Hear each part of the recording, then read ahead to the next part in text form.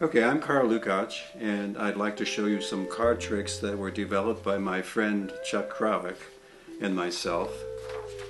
These card tricks were based on a mathematical equation, but you don't need math to do them. All you need to do is be able to count from 1 to 13. Basically, the trick involves having someone isolate 3 stacks of cards on a table, uncover the top card of 2 of the stacks, and then you'll be able to tell him what the top card of the 3rd stack is.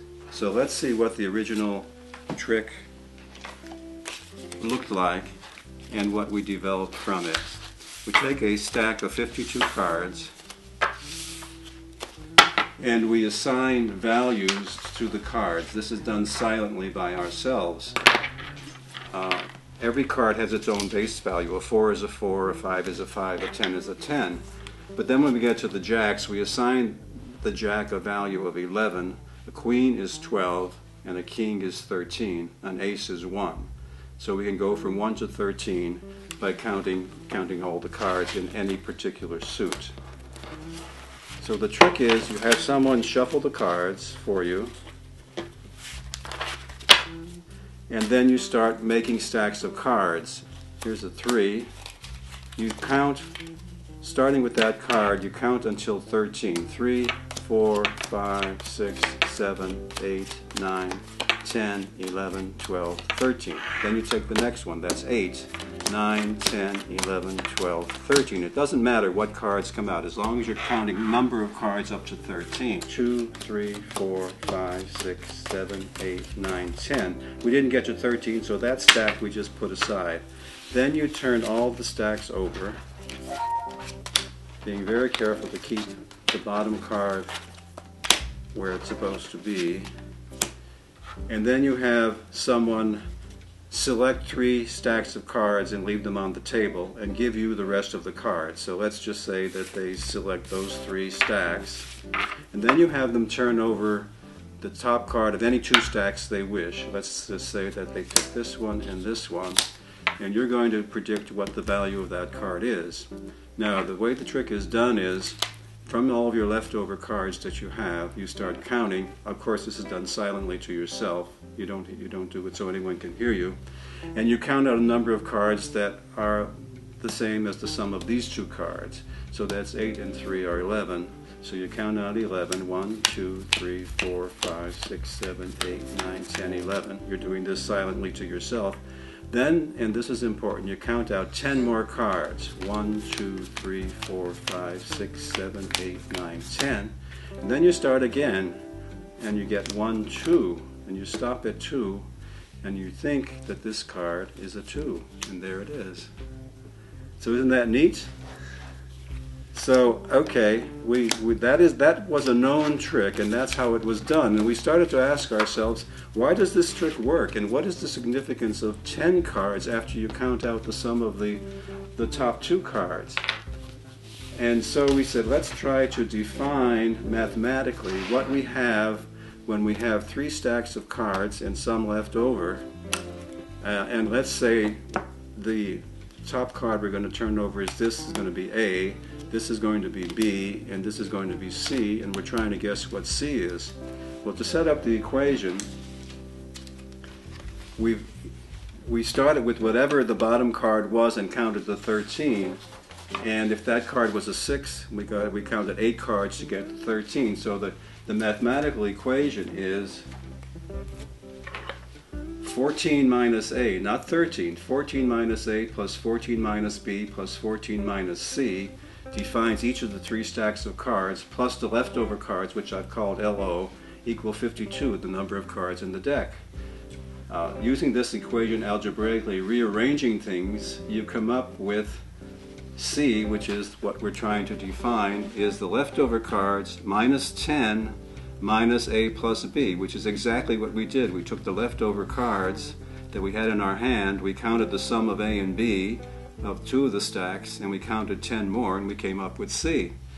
If you solve for A or B, you get the same sort of equation. So this equation explains why 10 cards must be counted out after counting out the sum of A and B.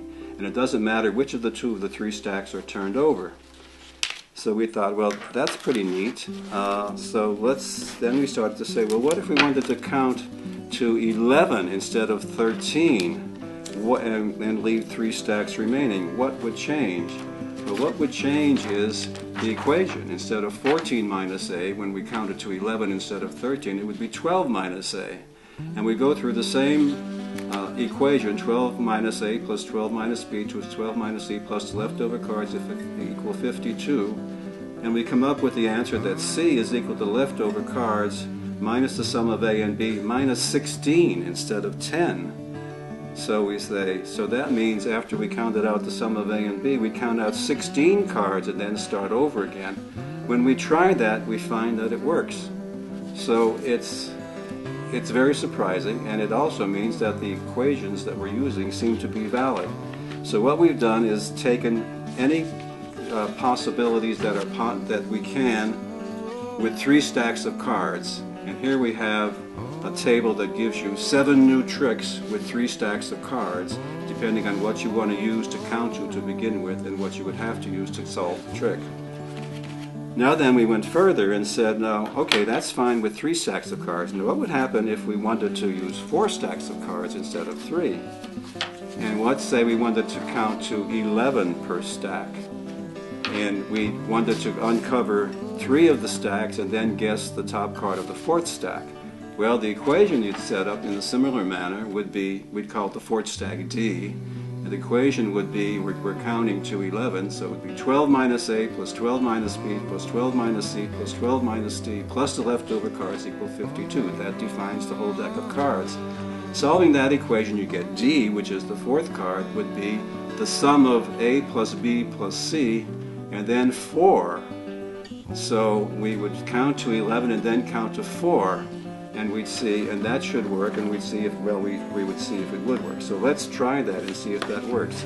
This says now we're going to do 4 stacks instead of 3, and we're going to count to 11 instead of 13. So 7, 8, 9, 10, 11, 10, 11, 9, 10, 11. So we're turning over all the stacks of cards. Be careful to turn them over correctly.